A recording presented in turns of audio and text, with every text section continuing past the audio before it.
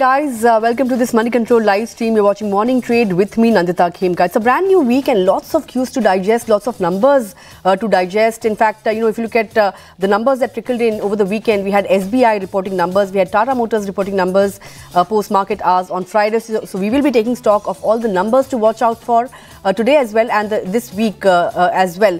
But global cues looking mixed. Wall Street clocked in a record high and Asian markets mixed picture. GIFT Nifty hinting at a positive start for the Indian market. Lots lined up over the next half an hour. We have a big market voice as well joining in. Pramod Gubbi of Marcellus will be joining in and sharing his thoughts on where we are headed from here. And of course, we'll also be taking up all your stock related queries with a technical expert on the show. So if you have any queries, keep them coming in on our live feed on YouTube. We'll try and take them out. But before we move any further, let's take a look at the top headlines at this hour. S&P 500 notches fresh record on Friday, even as Fed Chairman Jerome Powell rules out rate cuts at the Fed's March meeting. Asian markets largely lower, while the GIFT Nifty is hinting at a higher start for the Indian market. Meanwhile, crude prices have slipped further to $77 a barrel amid demand worries. SBI's third quarter earnings miss estimates as deposit growth weakens in an operationally weak quarter. Tata Motors, on the other hand, delivers a strong beat on estimates as Jaguar Land Rover margin expands. The company also raises JLR margin guidance for the second time in a row. In key earnings to track today, Bharti Airtel will report third quarter numbers. Also watch out for the likes of Ashok Leyland as well as Tata Chemicals. And Paytm will continue to be in focus as reports say major irregularities, submission of false compliances and concerns over transparency are key reasons behind the RBI's crackdown. And 7% growth rate is not challenging, says the Finance Minister Nirmala Sitharaman in an exclusive interview to Network 18. In fact, she has called upon rating agencies to do their job after promising to stick to fiscal consolidation. Let's bring on board our technical expert for today. First up, Rajesh Palviya of Axis Securities joining in this morning. Great to have you on the show, Rajesh. All right, Rajesh will be joining in a bit, but let me bring on board the big market voice that I promised, Pramod Gubbi of Marcellus Investment Managers joining in this morning. Great to have you on the show, Pramod. Your thoughts on how the budget, interim budget really panned out, given the fact that we hit a fresh high on Friday. The budget cheer, really came in on Friday, given the fact that it was a fiscally prudent budget, pro-growth budget, but not really steered towards populism, right? So here on, do you think the gains have been front-ended and we've kind of digested all the gains here and going forward, are we expecting consolidation or profit taking to kick in going forward? What are your thoughts? All right, Pramod will be joining in just a bit. Let me get on board Rajesh then. I think he's joined in. Rajesh, Friday's session we hit a record high, but of course we retraced quite a bit after that. But this week, do you expect the budget cheer to extend? Good morning, Nandita. Yeah, definitely. I think the kind of breakout which we have witnessed post-budget and Nifty is comfortably holding about 21,700, 750 mark. So we believe that, yes, this momentum is likely to continue further and possibly we can see again, new height, all-time high trajectory very soon on the Nifty. Even on the Bank Nifty also, we have seen most of the PSU bank also started participating. And we have already witnessed the breakouts in most of the PSU bank. So we believe that both indices are in the very positive territory at this moment. And yes, definitely one can hold their long position with stop loss of 21,700 for Nifty. And possibly we can see a target towards 22,300 to 22,500 in the continuation of this up move.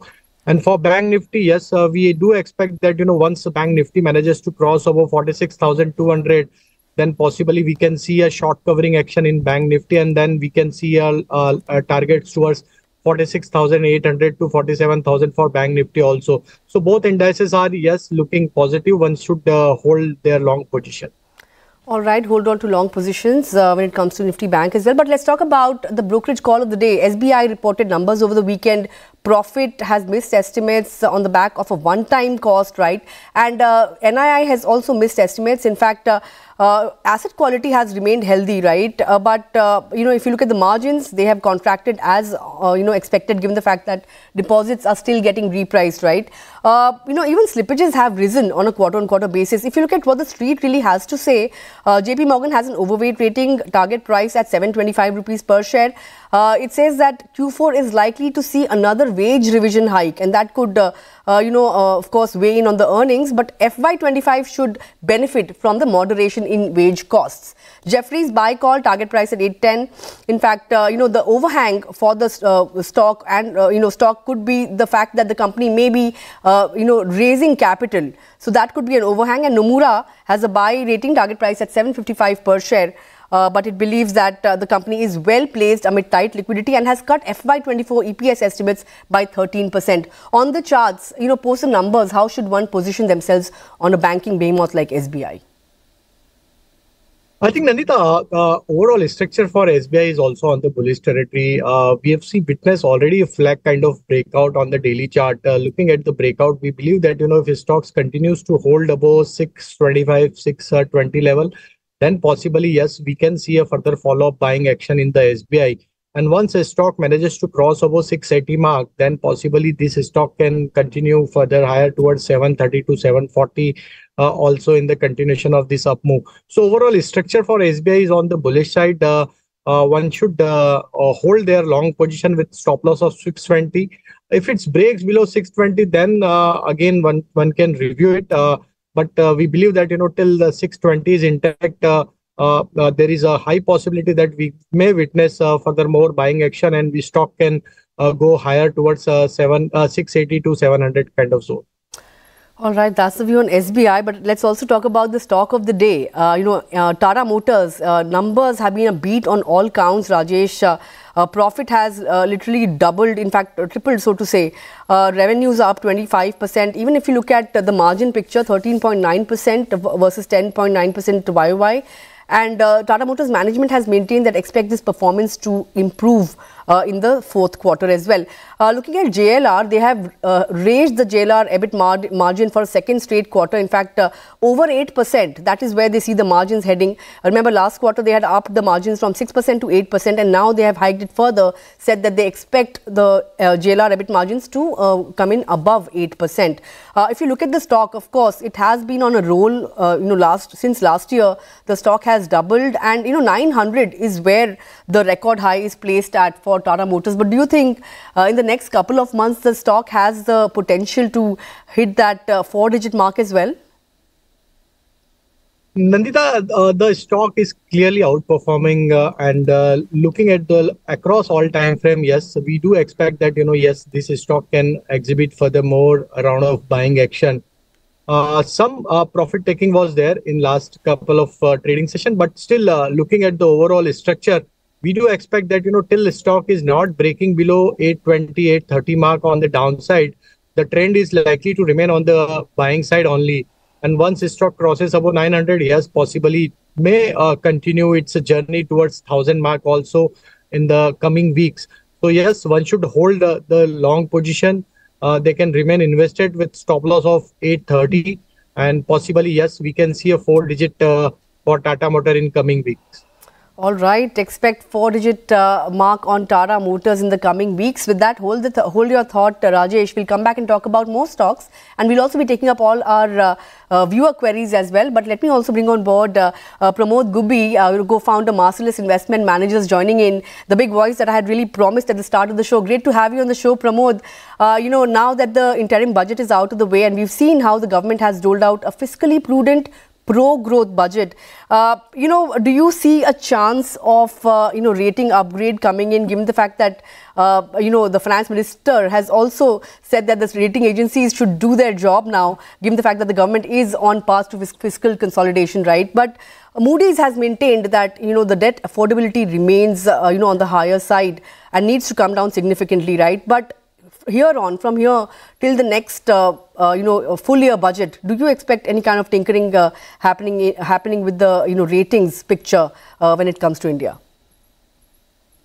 Well, I'm not sure the rating agencies have historically expressed their concerns, but I think we should look at the market response. The market response has been fairly positive in terms of the government's fiscal consolidation plan, as well as the track record so far, in the context of what the government had to do to revive the economy because of the COVID effects and so on.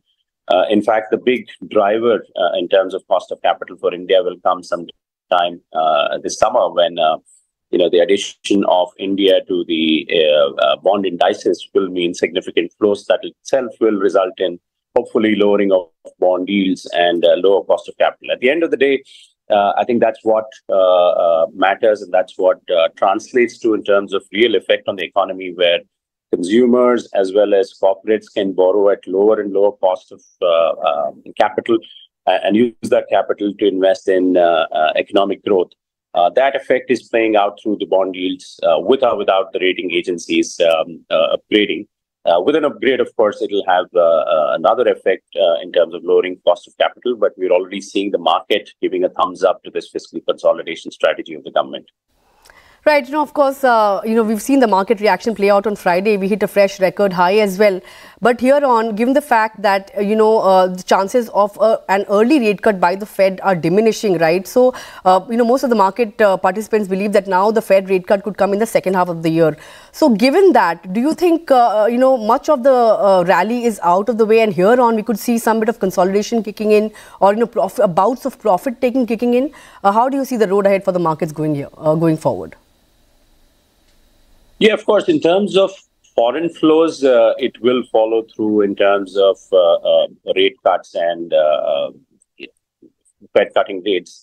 I'm not sure when that's likely to happen, because from an economy standpoint, it's still holding up. So there may not be a desperate need for the Western central banks to cut rates and pump prime the economy. Neither is it the case with India, for example. But leaving aside the foreign flows, I think domestic flows itself have been strong. To that extent, I think any near-term movements will be driven by flows, and that should hold steady. But from a longer-term perspective, I think there is incredibly high interest from foreign investors in India. Look around the economy, particularly the emerging markets landscape, and see where the opportunity is. I mean, there are very few other opportunities other than India. And when we speak to foreign investors, we do get a sense that over the next 3 to 5 years, we should be seeing a significant jump in investments. The only concern for now, from their perspective, being valuations. India has always been trading at a premium to other emerging markets, certainly to developed markets. A lot of foreign investors are looking at India for the first time, so they're trying to come to grips with these sort of PE multiples. I think given India's track record of delivering consistent economic growth as well as consistent stock market returns over the last 10, 20, 30 years, should mean that they'll come around to accepting these sort of valuations. But any sort of corrections, that should give some sort of downside protection as investors will feel those valuations are a lot more comfortable to make those entries. So from a flows perspective, I think if you look beyond the here and now, irrespective of the rate cuts or not, foreign flows should be pretty strong over the next 2-3 years. All right. But, what is that next big risk that could emerge for the Indian markets? Do you think China could be one risk factor, given the fact that, the government there is taking steps to spruce up their, equity markets, right? And valuations compared to India are fairly cheap. So do you think China could be that one big risk that is facing Indian markets right now? No, it is quite possible. There are small pockets of the foreign institutional investor community which is finding value in China, where they're saying that, okay, there are lots of problems that we know of China, and much of this that seems to be in the price. But I would say that that's still a minority which is looking to sort of bottom fish in terms of valuations. And like I said, for those who are heavily valuation focused, India seems to be a little bit of a struggle to come to grips, and those are looking at China. But by and large, the majority have been fairly disappointed with the way China has delivered. Despite a very strong economic growth over the last couple of decades, there isn't much to show in terms of stock market returns. And partly some of the actions of the government, the policy decisions over the last few years have also meant that ability of private capital to generate return in China is being questioned. And to that extent, I don't think there'll be a massive change in this attitude. Typically, these things change very slowly. The pro-China has been around for more than a couple of decades now. That's turning. For that to change in a meaningful way, I would think China will have to do a lot more in terms of policy decisions, giving comfort to foreign investors. To that extent, India will continue to shine as a more attractive opportunity from that perspective. All right. We're running out of time, but last question really, Pramod, what are the themes that are catching your attention now that interim budget is out of the way? Do you think affordable housing, women-centric themes are some of the pockets that offer value with a 5-year perspective now? Yeah, absolutely. I mean, we've been talking about the women-centric themes, and I think the finance minister also touched it upon in the budget. Clearly, women's participation in the workforce, whether it's the amount of money they have in the bank accounts, the sort of education and jobs that they're getting. It's clearly one of the themes that we've been playing on, and we look for more opportunities in that area. The other theme is, of course, private sector capex. We've finally begun to see the beginnings of private sector capex cycle. For the better part of the last decade, I think the government has done the heavy lifting in terms of capital expenditure through infrastructure spending. It's about time that the private sector comes back and takes the baton.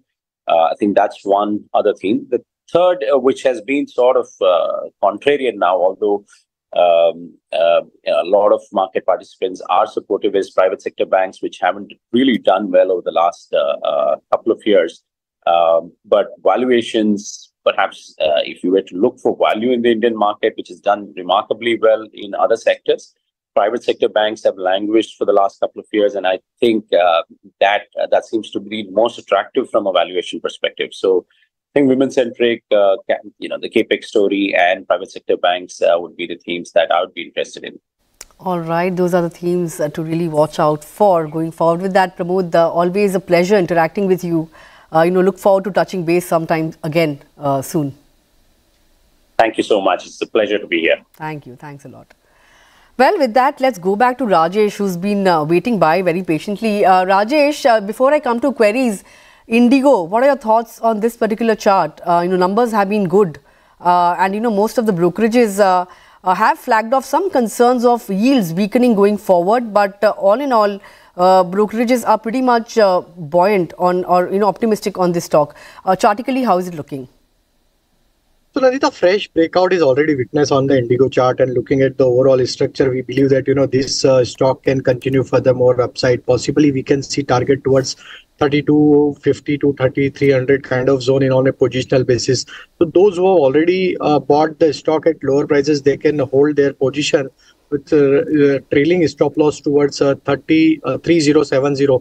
That's the important level on the downside. If it's hold those levels, then yes, possibly this journey can continue towards 3200, 3250 on the higher side. All right, that's the view then. But let's quickly take up some viewer queries that are trickling in this morning then. Bajaj Finance, the first one coming in on Bajaj Finance from Naveen. The stock has not really taken off. Numbers came out, earnings are out of the way. There was some bit of deterioration in asset quality, and that came as a disappointment. But on the charts, if somebody is invested right now in a Bajaj Finance, how should they really go about it? So there is a still underperformance in the stock prices. Whatever pullback action which we have witnessed in the recent past, not able to give breakout on the near term as well as on the short term charts also. Stock is still trading below to all its long-term, short-term moving averages. So I think some more consolidation is likely to be there in the stock for some more time until the stock not manages to cross above 7,000, 7,100 level on a weekly or monthly closing basis.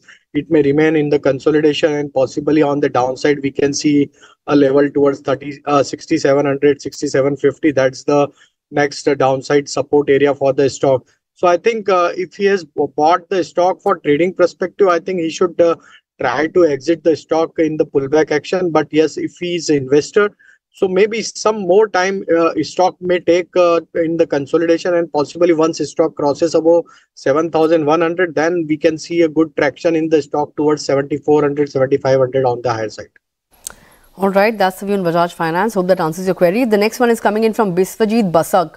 Wants to know your thoughts on a Crompton Greaves. He has 500 shares at the rate of 324. He wants to know whether he should hold on or book losses. The stock has been has not been doing much, has been pretty much sideways if you look at the 1 month chart. But particularly for him, he's making a bit of a loss here. Should he book losses or should he continue to hold, or would you advise him to average? So some recovery is taking place in the stock. If he can hold for some more, weeks, so yes, possibly his rate will come because overall recovery is taking place in the stock. But yes, as you pointed out, yes, some consolidation action is likely to be there in the stock prices, as since last 3-4 months, the stock is trading in very tight range. So 290, 280 is the lower band for the consolidation, and on the higher side, 325, 330 is the higher band. Once stock crosses about 330, yes, then we can see a good traction towards 365 to 370 on the higher side. But some consolidation is likely to be there. If we All right, I think we've lost the audio there. Is he there or? All right, I think we've lost Rajesh. But on that note, I think we will have to, we'll try and get him back actually. Let's see some other stocks that will be in focus today. Of course, Paytm, there was a block deal on Friday in Paytm, and Morgan Stanley has bought 0.8% kind of equity in the company at a price of 487 rupees a share. In fact, there is another news flow that exchanges have lowered the circuit limits to 10% from 20% when it comes to Paytm. Remember, the stock was locked in lower circuit for 2 straight sessions, so 40% kind of loss coming in on the stock price in a matter of two sessions. So that's one stock that will be in focus today as well. UPL, on the other hand, will be in focus given the fact that the third quarter loss has ballooned, and revenues have also come in kind of in line, 28% down, and margins have been a major disappointment. Single digit margin, 4% kind of margin vis-a-vis 22% on a YY basis. Brokerages have maintained sell rating on UPL. In fact, Incred is the only one. Incred is the only one that has maintained a buy rating on UPL and says that it's time to aggressively buy into the stock, given the fact that the company may be on the cusp of some bit of turnaround. So that's one more stock that will be in focus. Aside of that, I think we've already discussed Indigo.